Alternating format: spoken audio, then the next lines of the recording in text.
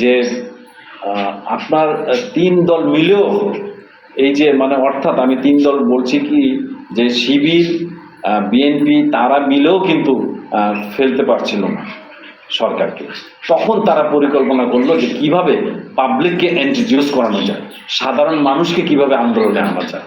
আর তখন কিন্তু তারা সেই পরিকল্পনা করলো এবং সেই পরিকল্পনা করে আমাদের যে সাধারণ মানুষকে কিছু গুজবেরও আশ্রয় নিল। কারণ আমরা তখন আমরা দেখেছি ওই সময় আপনি ফেসবুকের আইডিগুলো ক্রল করেন, আপনি দেখবেন যে বেশ কিছু লোক মানে স্ট্যাটাস দিয়েছে, লাল করে স্ট্যাটাস দিয়েছে যে ঢাকা বিশ্ববিদ্যালয় একের পর এক লাশ পড়ছে, ঢাকা বিশ্ববিদ্যালয়ের ছাত্রদের গুলি করে হত্যা করা হচ্ছে।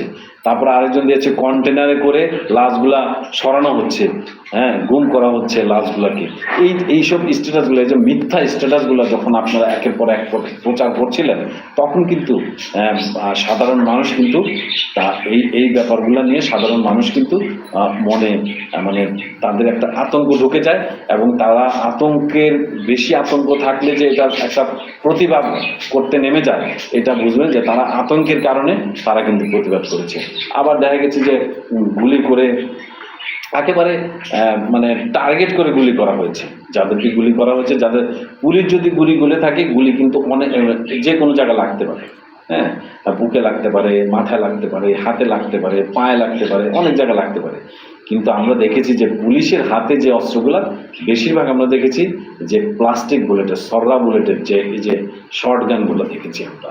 এমনকি আবু সাইদকে যে গুলি করছিল সেটাও শর্ট গান ছিল, সেটাও প্লাস্টিক বুলেটের বন্দুক ছিল। কিন্তু আমি যে একটা মৃত্যুর কথা বলি, বাড্ডা একটা মৃত্যু হয়েছে, ওই যে পরবর্তীতে ওই যে তেলের ট্যাঙ্কার ঢুকিয়ে দেওয়া হয়েছে থানার ভিতরে, সেই ঘটনাটা আমি বলছি। যে বাড্ডা যে মৃত্যুটা হয়েছে, একটা ছেলে, আমার পরিচিত একটা ছেলে, সে উত্তরায় থাকে, আমার বাসা থেকে 20 কিলোমিটার দূর, মানে আমি তো মতিঝিল, তারা উত্তরায় থাকে। তো রাসেল নাম সেই ছেলেটা সেদিন ওরা হলো গাড়ির ড্রাইভার, ওরা সেদিন বাড্ডানোর জায়গা ছিল এবং ওর যে সাথের যে সহকারী ছেলেটা, তার ঠিক মাথার টার্গেট করে তার কপালে গুলি ঢুকেছে। তো সে ছিটকে পড়েছে, রাসেল দেখে তারপরে একটা ট্যাঙ্কার সে চালিয়ে সেই ইটে মেরে দিয়েছে থানার ভিতরে, পেট্রোলের ট্যাঙ্কার, তার থানা পুরো আগুন লেগে গেছে। এই যে ব্যাপারগুলো